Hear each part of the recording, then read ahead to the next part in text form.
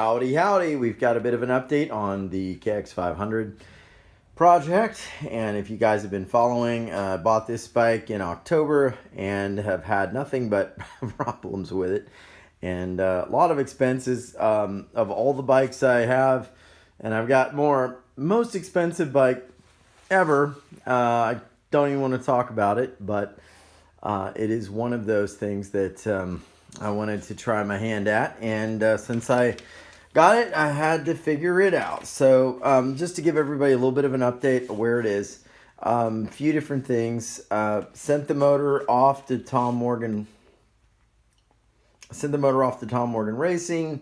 Got that in a box. I'll kind of walk through in another video a little bit about that and what I'm doing. But basically, Tom went in and he machined the cases to put in bigger crank bearings and also fix those crank bosses that were worn. And then also we've got the crank balanced, and he fixed the drain plug, and we also have a head mod with a compression release. But just on the chassis, what I've done so far on the bike, I decided to go back to the original look. Now, my bike is a 93, but I love the way the 92s look, so I decided to go back to the 92 look. This is a fender that was on the bike. I removed the graphics. You probably will remember this from some of the early videos in October of 2022 when I got the bike, but I ripped the graphics off and did some polishing on it, which I think turned out really good. You can see my finger, if the lighting is right, reflecting on here. Got some number plate decals and took the graphics off the original side panels that was there.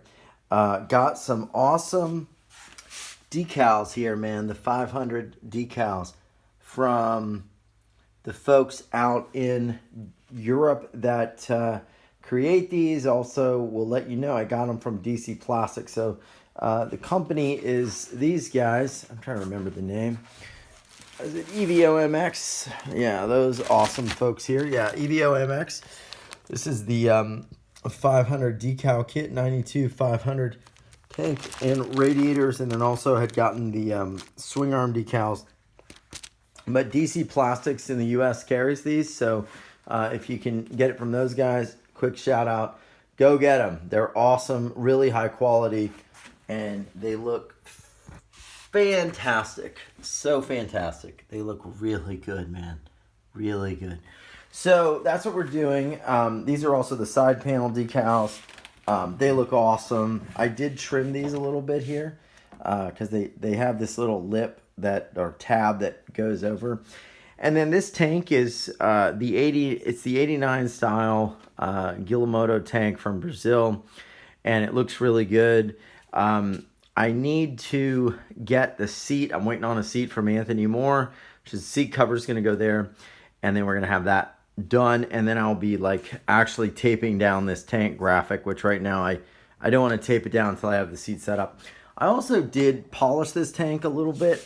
It comes with a fairly rough surface, and I went in and I did some polishing. So it definitely kind of matches the plastic sheen a little better. I also got the original front fender, which the 90, 92, 91, 93, I believe, have a wider front fender that has these wide tabs. So it's a lot wider than some of the 97, 98 fenders that came on these bikes.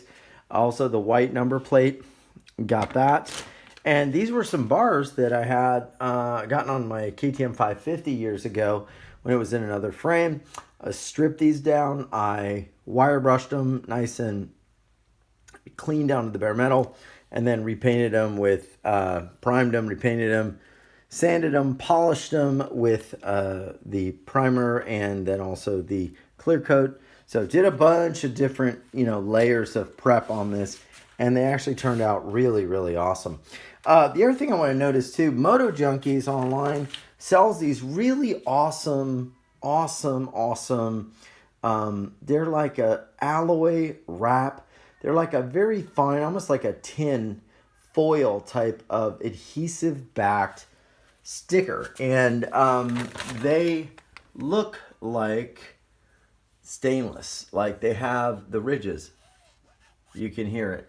They're absolutely awesome. So I managed to recoat my forks with these things. And like I said, they're just basically, if you can see here, they're just a wrap, but they look awesome. And they obviously attract a lot of attention. So this is where the bike is, and we're getting there. So our next step is going to be, once we get the seat and I finish doing a little bit of, finishing work on the chassis and get everything done, then we're going to be installing, the crank and getting the case house together and doing all of that, which I'll kind of give you guys some updates on that. And then we are going to be almost good to go. So that's the update on the bike, and that's it. It is moving along pretty good, and I'm pretty excited. So let me know if you have any questions, or if you're working on a KX500 or any of the issues that you may encounter. Let me know. I've probably encountered them myself.